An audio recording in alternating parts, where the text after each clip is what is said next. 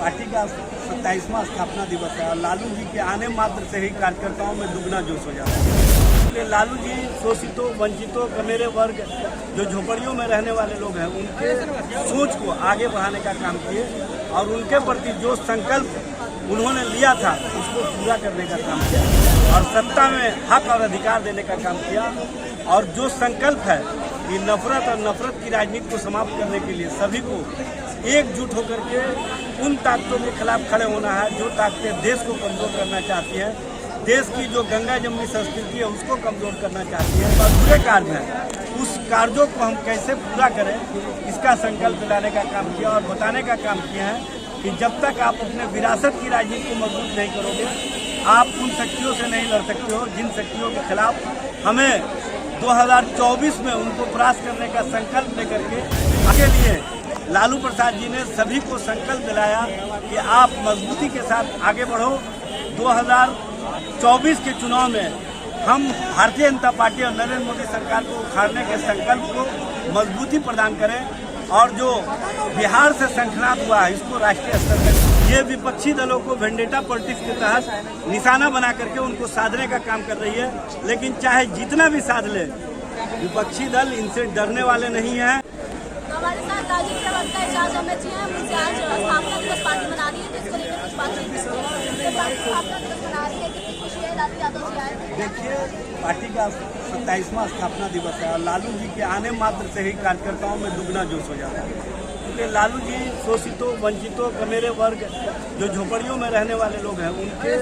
सोच को आगे बढ़ाने का काम किए और उनके प्रति जो संकल्प उन्होंने लिया था उसको पूरा करने का काम किया और सत्ता में हक और अधिकार देने का काम किया। और जो संकल्प है कि नफरत और नफरत की राजनीति को समाप्त करने के लिए सभी को एकजुट होकर के उन ताकतों के खिलाफ खड़े होना है जो ताकतें देश को कमजोर करना चाहती हैं, देश की जो गंगा जमुनी संस्कृति है उसको कमजोर करना चाहती है और जो देश अनेकता में एकता के प्रति मिसाल रहा है उसको मजबूत कैसे किया जाए, इन संकल्पों को लेकर के हम अपने जो विरासत है, जो पुरोधा है, चाहे महात्मा गांधी हों, चाहे डॉक्टर भीमराव अम्बेडकर हों, चाहे लोहिया हों, चाहे जेपी हों, चाहे जननायक कर्पूरी ठाकुर हों, चाहे शहीद जगदेव प्रसाद जी हों, चाहे रघुवंश बाबू हो या अन्य लोग हों, उनके साथ जो विरासत की राजनीति है उसको कैसे मजबूती प्रदान किया जाए और कैसे उनके द्वारा जो कार्य किए गए हैं, जो अधूरे कार्य हैं, उस कार्यों को हम कैसे पूरा करें इसका संकल्प दिलाने का काम किया और बताने का काम किया है कि जब तक आप अपने विरासत की राजनीति को मजबूत नहीं करोगे, आप उन शक्तियों से नहीं लड़ सकते हो जिन शक्तियों के खिलाफ हमें 2024 में उनको परास्त करने का संकल्प लेकर के आगे बढ़ने का जो हमारा सोच है उसको आप लोग गांव-गांव तक फैल करके बताने का काम करो कि इंसान और इंसानियत को बचाने की लड़ाई लड़ना है, देश के मजबूती के लिए लड़ाई लड़ना है, सामाजिक न्याय और आर्थिक न्याय की जो परिकल्पना राष्ट्रीय जनता दल की रही है उसको कैसे मूर्त रूप दिया जाए, इसकी लड़ाई लड़नी है। और इसके लिए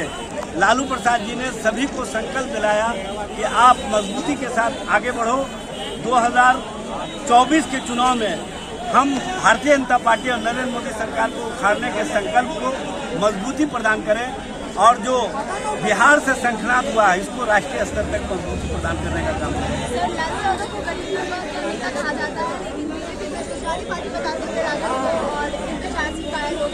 देखिए, बीजेपी को कहने का कोई नैतिक अधिकार नहीं है। माननीय प्रधानमंत्री जी ने कहा था कि एनसीपी और पवार परिवार भ्रष्टाचार में लिप्त है, 70,000 करोड़ के घोटाले हुए हैं, इनका स्थान जेल में होगा, लेकिन इनके साथ वो गलबहिया कर रहे हैं, इनके साथ सत्ता में भागीदार बन गए हैं। ये भारतीय जनता पार्टी जो अपना वॉशिंग मशीन रखी हुई है और जिसमें भ्रष्टाचारी को सदाचारी बनाने का, शिष्टाचारी बनाने का जो इनका एक अभियान है वो स्पष्ट रूप से दिख रहा है। इसलिए भारतीय जनता पार्टी भ्रष्टाचार पर और भ्रष्टाचारियों पर कहने का कोई अधिकारी नहीं है, क्योंकि इनके वॉशिंग मशीन में शुभेंदु अधिकारी क्लीन हो गए,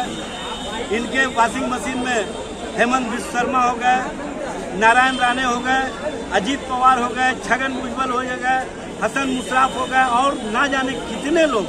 और सबसे बड़ी बात यह है कि इनके जो वॉशिंग मशीन है उसमें जो महिलाओं पर अत्याचार करने वाले लोग हैं, जो महिलाओं के साथ यौनाचार करने वाले लोग हैं, वो भी क्लीन चिट पा लेते हैं। ये स्पष्ट रूप से ना तो युवाओं के प्रति सोच है इनका, ना आम आवाम के प्रति सोच है, ना भ्रष्टाचार के प्रति इनका कोई संकल्प है, और ना ही जो नौजवानों को रोजगार देने का इन्होंने वादा किया था कि हर साल 2 करोड़ लोगों को रोजगार देंगे। 9 साल हो गया, 18 करोड़ रोजगार देना चाहिए, इन्होंने दिया है ऑन रिकॉर्ड भारत सरकार के आंकड़े के अनुसार 7,22,00,000। यह स्पष्ट करता है कि भारतीय जनता पार्टी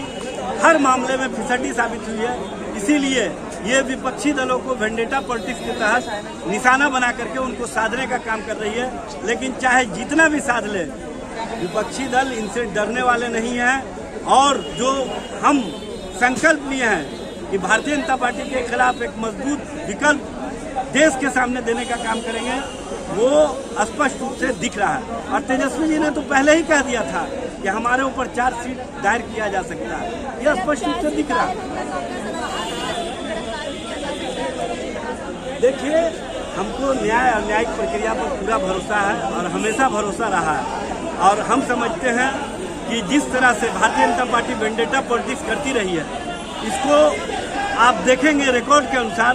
तो ये जब अदालतों में मामले जाते हैं तो 0.05% ही मामले अदालतों में टिक पाते हैं। इससे ही समझ में आता है कि किस तरह की राजनीति बदनाम करने और बदले की भावना के तहत की जा रही है, स्पष्ट रूप से दिख रहा है।